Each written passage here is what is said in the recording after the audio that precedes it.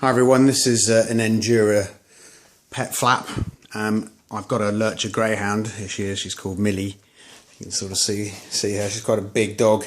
And the lurcher greyhounds, they sort of need pretty tall dog flaps. Now it's really hard to get ones that'll fit into bifold glass doors like this. So I ordered this one from America and then had the glass unit made up in the UK and London using Putney Glass. Who did a great job. So what it actually is, it's a unit within a unit. I don't know if you can see the silver frame there, but it's essentially one glass unit within another glass unit.